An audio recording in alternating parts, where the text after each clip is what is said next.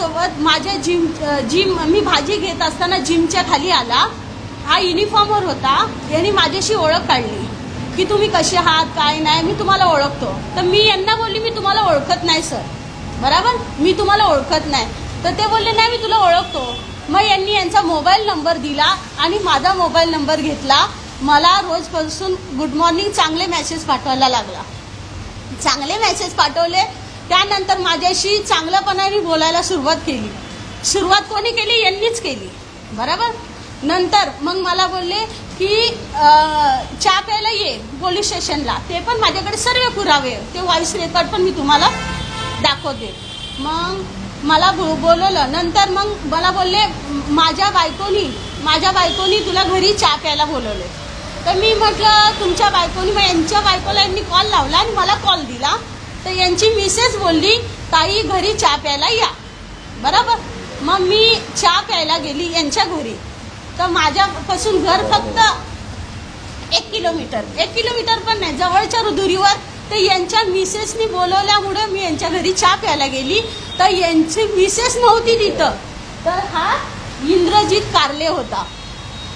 हा इंद्रजित कारले, हे दोघं जण. तर यांनी मला पाणी दिलं आणि नंतर म्हटलं तुमची मिसेस कुठे आहे. तर यांनी दोघांनी मला पाण्यामध्ये गुंगीचं औषध टाकलं आणि ह्या दोघांनी माझ्यावर लैंगिक अत्याचार केला. लैंगिक अत्याचार केल्यानंतर मग मला तिथून उठून बसवलं. नंतर मग मी कळवा पोलीस स्टेशनला गेली यांच्यावर कंप्लेंट दाखल करायला. माझी कळवा पोलीस स्टेशननी कंप्लेंट नाही घेतली. मग मी डिसिप्लिनकडे गेली. मग मी सिपिनकडे गेली. 2-3 महिन्यापासून मी अर्ज केला. मग अर्जावरती मी यांच्या विरोधात अर्ज केला. मग ते काय बोलले तू अर्ज कर, कंप्लेंट नको करू. मग मी अर्ज केला. पोलीस महासंचालकला अर्ज केला, उपगृहमंत्रींना अर्ज केला, मुख्यमंत्रींना अर्ज केला, महिला आयोगाला अर्ज केला. मग माझ्या अर्जावरती चौकशीला मला बोलवलं. चौकशीला कुठे बोलवलं? नौपाडा विभाग, प्रिया एसीपी दमाळे मॅडम, त्यांनी माझी चौकशी घेतली. त्यांनी मला चांगलं बोलले की आम्ही 100% गुन्हा दाखल करू, फक्त आम्हाला पुरावे जे पाहिजे ते पुरावे मी त्यांना दिले. पुरावे दिले, सर्व दिलं, बरोबर. मग ते बोलले की आम्ही 100% FIR दाखल करू. हां, तर बोलल्या. मग मी म्हटलं चालेल. मला एक विश्वास वाटले एक स्त्री मला न्याय देते. असं म्हटलं नाही की मला त्यांनी न्याय नाही, मला बोलले पहिला न्याय देतो. नंतर माझा जबाब घेतल्यानंतर मला बोलले 8 दिवसांनी ये पुरावे घेऊन. मी पुरावे घेऊन गेले, सर्व दिले पुरावे, एव्हिडन्स सर्व. मग त्यांनी मला सांगितलं. मग मी म्हटलं मॅडम जबाब देऊन तर एवढे दिवस झाले, तर तुम्ही का नाही कारवाई करत? नाही करत तसं पण मला सांगा, तर मग माझ्या चक्र नको इकडे यायला, बरोबर. तर बोलले आम्हाला वरून कॉल आलाय तेव्हा आम्ही तुम्हाला सांगतो कसं काय. मग नंतर बोलले बघ. मग एक त्यांची महिला आणि माझी पूर्ण चेकिंग केली. चेकिंग केल्यानंतर मला प्रिया एसीपी दमाळे मॅडमच्या रूम मध्ये घेतलं. प्रिया एसीपी दमाळे मॅडम मला म्हणतात बघ एका करता 2 एसीपी आहेत. आता तू त्यांच्यावर एवढा मोठा गुन्हा दाखल जर झाला तो तुझं आयुष्य बर्बाद होणार. आता बघ तू पण एक विधवा महिला आहे, तुला पण एक सुखाची गरज आहे. आता जे झालं ते तू इथं स्टॉप कर, बरोबर. नाही तर जे तुझ्यासोबत झालं नको तुझ्या मुलीसोबत व्हायला. तर मी म्हणलं मॅडम तुम्ही एक वर्दी घातलेल्या महिला माझ्यासोबत असं बोलतात. हां बोल. मग मी तिथून बाहेर निघाली. तितक्यात एक त्यांचीच लेडीज मला म्हणते यांच्या दोघांवरती FIR होणार नाही, तुम्ही किती पण वेळा या, कारण हे वरपासून पूर्ण या दोघांनी सेटिंग लावले, ठीक आहे. मग नंतर मी अजून डिसिप्लिनकडे गेली. मग मी सिपिनकडे गेली. मी शुक्ला मॅडम महासंचालक मॅडम त्यांच्याकडे पण त्यांना पण अर्ज केलाय मी की मला तुम्हाला भेटून सर्व पुरावे द्यायचे. मॅडमला पण मी अर्ज केला, पण मॅडमनी पण मला भेटणार हे केलं, म्हणजे मला भेटतच नाही कोण. मग 3 महिन्यानंतर त्यांनी माझ्यावरती खंडणीचा गुन्हा टाकून ठेवलेला. तर खंडणीचा गुन्हा कसा टाकला? आम्हाला एक इंटरनॅशनल कॉल आलाय. एसीपीला इंटरनॅशनल कॉल येत आहे, कमाल. एसीबी का म्हणतो, आम्हाला एक इंटरनॅशनल कॉल आलाय. हा, तर इंटरनॅशनल कॉल कसे इंटरनॅशनल हे त्यांना इंटरनॅशनल 12 अंकी कॉल आलेत, त्यांना इंटरनॅशनल कॉल आलेत हे. हा, आणि इंटरनॅशनल कॉल आल्यावर बोलतो अज्ञात व्यक्ती 40 लाखाची खंडणी मागतो, अज्ञात व्यक्ती. मग त्याच्यात माझा काय संबंध आला? माझा पुरावा होता का? ते सोडा, माझं सोडा, परंतु माझी जी मुलगी, आज मी एक विधवा महिला आहे, मी आज लहानाची मोठी मुलगी केली, माझ्या मुलीचं यांनी करिअर खराब केलं. मतलब मुलगीला पण हे खोटे केसमध्ये, मुलगीला पण खंडणीच्या केसमध्ये अडकवलं. त्यानंतर मी सिद्धी साहेबांकडे गेली, साहेब माझ्यावर केलं, ठीक आहे अत्याचार माझ्यावर केलं चालेल, पण माझ्या मुलीने काय केलं? तर तिथले कर्मचारी बोलतो तू ऐकतच नाहीये, तू त्यांच्याकडे फिरायला लागली, त्यांची बदनामी करायला लागली. मग त्यांनी एक ठाण्याच्या मीडियावाल्यांना अशी न्यूज दिली की काय एक महिला आहे होमगार्ड, ती इतर लोकांना अशी ब्लॅकमेल करते. का करते ब्लॅकमेल? माझ्याकडे जर यांचे पुरावे नसते, यांनी माझं काय केलं नसतं, तर मी यांचं नाव दिलं नसतं. बरोबर? कुठलीही महिला कोणाला ब्लॅकमेल करू शकत नाही. आणि हे दोन एसीपी यांचं हे बोरवली आणि इथून आपल्या घाटकोपर एक बांगलादेशी मुली आणतात. याचा जो रूम आहे ना, हा राहतो घाटकोपरला, हा राहतो डोंबिवलीला. यांनी फक्त बायका यूज करण्यासाठी पार्शिक मध्ये एक रूम घेतलेला आहे 2 BHK. त्या 2 BHK रूम मध्ये 2 बेडरूम आहे, 2 AC आहे आणि एक दारूची कपाट आहे, ड्रिंक पिण्याची कपाट आहे.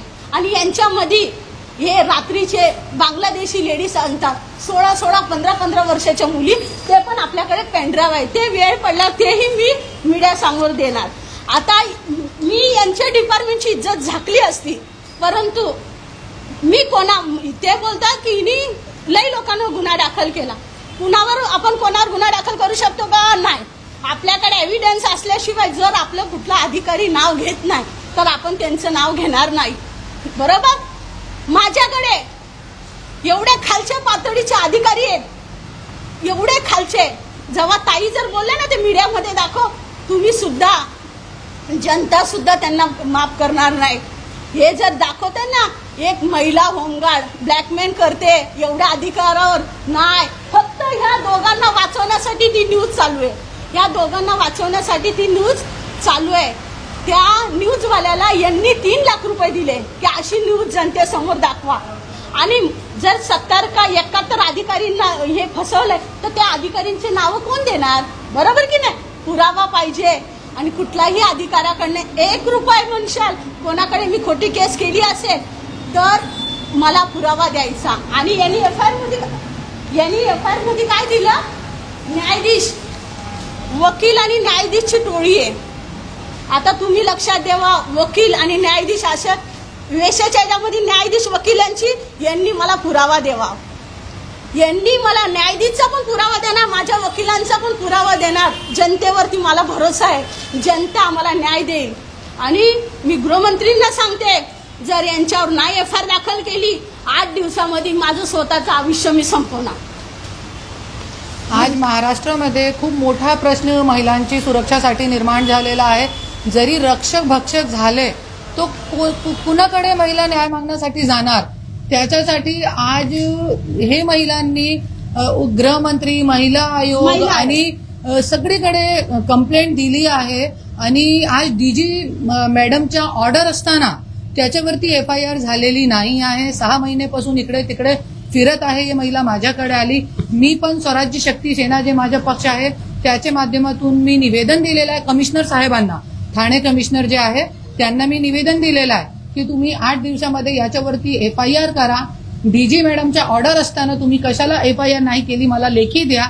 आणि 8 दिवसामध्ये जरी एफआयआर नाही झाली तर मी स्वतः ही महिलांना घेऊन मी स्वतः कमिशनर ऑफिस समोर अनशनवर बसणार आहे. आणि जसे की देवेंद्र फडणवीस साहेबांशी मी हात जोडून विनंती करते, जसे तुम्ही बीडच्या प्रकरणामध्ये तुम्ही 1 दिवसामध्ये तुम्ही ऑर्डर काढली SIT चौकशीची, असंच तुम्ही तुमच्याकडे 24 तास आहे, तुम्ही 24 तासामध्ये एक गृहमंत्री म्हणून एक महिलाला न्याय द्या. तिच्यावरती इतका मोठा न्याय, ती पण पोलीसवाली आहे आणि होमगार्ड मतलब ते पोलीसवाले होते ना आधी, तो ही महिलाला तुम्ही न्याय द्या आणि 24 तासचे आतमध्ये हे दोघांवरती FIR करा. धन्यवाद. दुसरी, आता जज साहेबांनी ऑर्डर काढले. जज साहेबांनी ऑर्डर काय काढली, ह्या दोघांनी माझी बेल कॅन्सलसाठी खोटी FIR दाखल. जज साहेब काय म्हणतात की याच्यामध्ये स्पष्ट दिसतं ही खंडणीची केस यांनी हे बनवले, याच्यामध्ये मुलीच्या आईवर बलात्कार केलाय, यांनी फक्त यांच्या पदाचा गैरवापर केलाय. जज साहेब खोटं बोलतील का? आणि तो पत्रकार कुठला, तो बोलतो कोर्टाची ऑर्डर आहे. आणि पत्रकार तो कुठली ऑर्डर, त्यांनी 16 वर्षाची माझ्यावर काय, आता फॅमिली रिलेशनचा माझा काय संबंध होता ब्लॅकमेलिंग करायचा. दुसरी गोष्ट, मग नंतर त्यांनी माझ्यावर 3 तारखेला FIR केला आणि 4 तारखेला माझा अर्ज दप्तरी करून टाकला.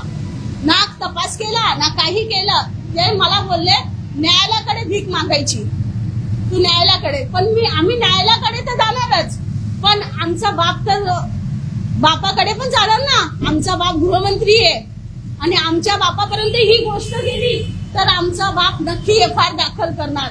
महिला आयोगाकडे आज 3 महिन्यापासून मी महिला आयोगाकडे जाते रुपालीताई चाकणकरांना भेटण्यासाठी, पण तिथले कर्मचारी बोलले ताई येत नाही, भेटेल तेव्हा आम्ही तुम्हाला कॉल करू. तिथली पण पायरी तुटली. शेवटी मला एक आधार उरला. ताईंनी मला आज तुमच्या समोर जनतेची मांडण्यासाठी मला एक संधी दिली आणि याच्यावरती 3 गुन्हे दाखल आहेत.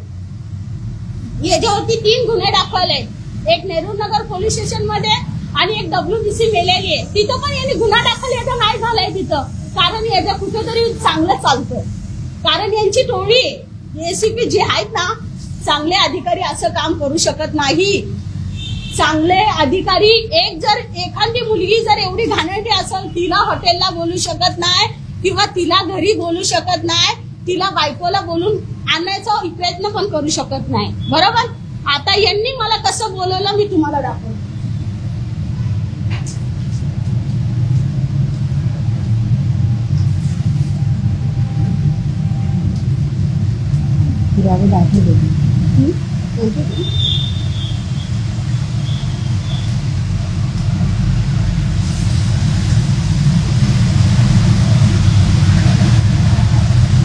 ये सब बाद में पूछना, रिकॉर्डिंग.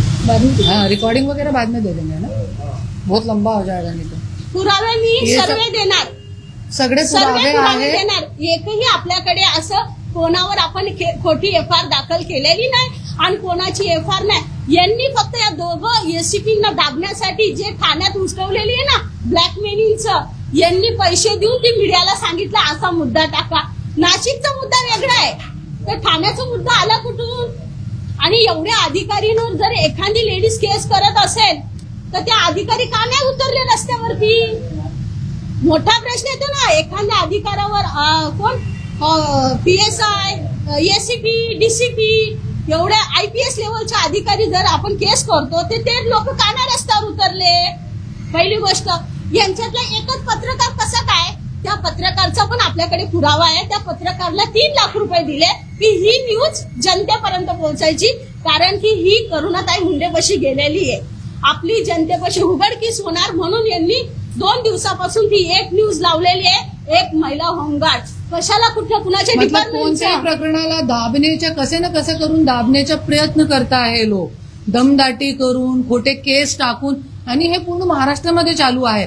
अशी महिला खूप कमी आहे जे लोकांच्या समोर येत आहे आणि अशी महिलांना बळ देण्याचे काम जे आहे ते स्वराज्य शक्ती सेनाच्या माध्यमातून मी करत आहे.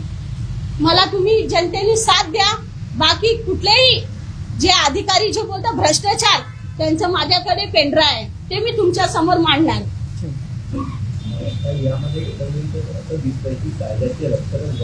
हा, रक्षक भक्षक झालेले आहे हे आपल्याला दिसतोय. आणि जसे की नानाभाऊ पटोलेंनी पण सांगितलेलं आहे की त्यांच्याकडे पण पेन ड्राईव्ह आहे हनी ट्रॅपची, तर ते हनी ट्रॅपमध्ये त्यांचे आमदार, खासदार, मंत्री, अधिकारी असतील ना. कोणी गोरगरीब साधारण माणूस तो हे सगळं काम करू शकत नाही. आणि जसं की मी सांगितलेलं आहे की ज्या वेळे हे लोकांना हनीकडून हनी म्हणून हनीमून करताय, ज्या वेळे मन भरताय त्यानंतर हे लोकांना तेच आणि ट्रॅप वाटते. खरी गोष्ट आहे, तेच आज हे लोकांच्या समोर आलेलं आहे आणि मीडियाच्या माध्यमातून आपण हे लोकांचे समोर मांडताय की महिलांवरती तुम्ही असं खालची पातळीवर जाऊन अशी हाने ट्रॅपचे घाणेरडे शब्द तुम्ही यूज करू शकत नाही. आणि अशी खूप काही महिला आहे, खूप काही. मी तो असं पण म्हणू शकते की प्रत्येक घरामध्ये एक महिला अशी आहे ज्यांच्यावरती लैंगिक अत्याचार झालेला आहे पण तोंड उघडत नाही, तोंड उघडत नाही. मी लिहून देते हे शब्द, पण आज खूप मोठा, क्योंकि तोंड उघडल्यानंतर मी काय असते असं असते. 6 महिन्यापासून ही महिला फिरत आहे इकडे तिकडे तिकडे स्वतःचा पैसा घालून आणि आज न्याय मागण्याचा प्रयत्न करत आहे ती महिला, पण कोणी न्याय देत आहे? कोणी नाही, कोणी येत नाही. क्योंकि सगळ्याचे हात जे आहे तुंबलेले आहे. कुठे ना कुठे हे लोक जे आहे, राजकारणी लोक, सत्ताधारी लोक कुठे ना कुठे तुंबलेले आहे.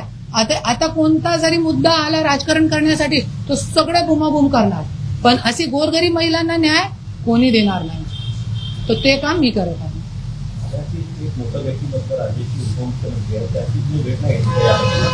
एकनाथ शिंदे साहेबांची मी 3 महिन्यापासून एकनाथ शिंदे साहेबांच्या अर्ज दिले. मी त्यांना भेटण्याची विनंती केली, पण त्यांचे PA बोलले आम्ही साहेबांना सांगू. माझा नंबर घेतला आणि जेव्हा साहेब बोलतील तेव्हा आम्ही फोन. सगळीकडे ही महिला गेलेली आहे. मी स्वतः महिलांच्या मुद्द्यासाठी CM साहेबांच्या टाइम मीडियाच्या माध्यमातून गेले 6 महिन्यापासून मागत आहे. त्यांचे PAला मी कमी ते कमी 12-13 वेळ कॉल केलेला आहे. काल पण केला होता या मुद्द्यासाठी की मीडियावरती ना देता आपण CM साहेब सोबत बोलू. डायरेक्ट FIR जरी झाली तर आपल्याला मीडियावरती जायची गरज नाही. कोणत्याही व्यक्तीवरती आपल्याला चिखलफेक करायचे नाही. तो आज CM पण महिलांच्या मुद्द्यासाठी बोलण्यासाठी तयार नाहीच आहे. टाइम देत नाही, वेळ नाहीये त्यांच्याकडे. काय करणार?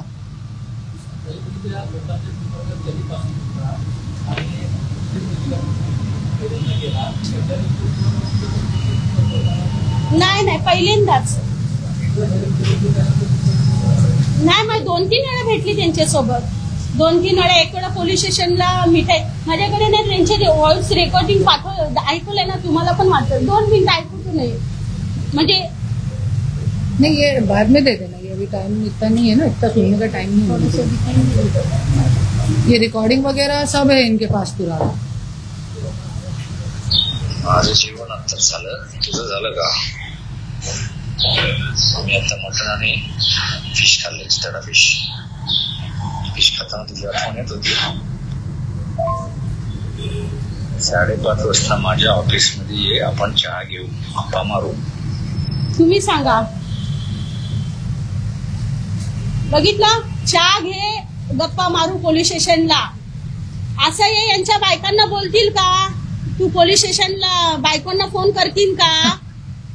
कोणी कुठलाही एक ACP एवढा उच्च पदाचा, मी तर सामान्य व्यक्ती आहे ना. तुम्ही तर बोलतात ही तुमच्या खालच्या पातळीवरची आहे, ही मुलगी ब्लॅकमेल करती. मग तुला काय गरज पडली मला पोलीस स्टेशनला बोलून चहा पिऊन आपण गप्पा मारू? पोलीस स्टेशनला ये, बरोबर. मी जेवण केलं, जेवण करताना मला तुझी आठवण येत होती. का आठवण येत होती? हे पुरावे नाही दिसले का याच्यामध्ये? प्रिया ACP दमाळे मॅडम म्हणते याच्यामध्ये काहीच तथ्य नाही आहे. हा जो अर्ज दिलाय हा अर्ज खोटा आहे. मग माझं जर खोटा असला तर मी पोलीस स्टेशनला आले, माझं मेडिकल का नाही केलं? माझं मेडिकल करायला पाहिजे होतं. जर माझ्या मेडिकल मध्ये काहीच तथ्य नसतं आलं तेव्हा मला पाहिजे ती अजून कुठली पाहिजे ती केस करायला पाहिजे होती, बरोबर. आता जो हे चालू आहे ना ठाण्यामध्ये, 3 लाख रुपये दिले एका पत्रकारला आणि बोलतात 70-72 लोकांना एक महिला होमगार्ड अशी फसवते. हे त्यांना पुरावे मागा. नाही तर यांच्यातले पुरावे अधिकाऱ्यांचे मी स्पष्ट माझ्या पेंढऱ्यामध्ये, तुम्ही आता बोलताय म्हणून मी देत नाही तर पुरावे देणार. एवढ्या लहान मुलींना हे लोक रस्त्यावर यांचं घर एखाद्या घरच्या लक्ष्मीला सोडून बाहेर असे धंदे करतात. असं चांगला अधिकारी कोण नाही करणार. पोलीस डिपार्टमेंटचं असं कुठलाही हवालदारचं आहे काय हो? कुठली अशी घटना आली का एखादा हवालदारनी बलात्कार केला, हवालदारनी असं काय केलं? नाही. तुम्ही लोक चुकतात म्हणून तुमच्यावरती ते तसा प्रसंग येतो. घरची लक्ष्मी ना तुम्ही धोका देतात, त्याच्यामुळे तुम्ही अशा महिलांच्या जाळ्यात अडकतात. चांगला अधिकारी महिलांच्या जाळ्यात अडकणार नाही. जय हिंद. एवढं बोलून अजून पुरावे मी तुम्हाला पाहिजे ते पुरावे देणार यांच्या विरोधात. हा, आणि यांनीच मीडियावाल्यांना पैसा देऊन ती एक न्यूज व्हायरल करायला सांगितली. त्या बाबतीत पण आपल्याकडे पुरावे आहेत. एक तो जेल का भी मुझे किसी ने मुझे जेल से भी भेजा है कि जेल में भी महिलाओं पे जो अत्याचार, लैंगिक अत्याचार चल रहा है, उसके लिए किसी ने मुझे पूरा बंच भेजा है. वो मैंने आता मी वाचला नाहीये ते. आता मी बघितलं नाही पूर्ण, ऊपर हेडिंगवर बघितलीये पण नंतर आता मी बाहेर जाणार आहे दौऱ्यावरती. दौऱ्याचे आले नंतर परत मी एक पत्रकार परिषद घेणार आहे आणि जे जेलचा पूर्ण खुलासा करणार आहे त्याच्यामध्ये.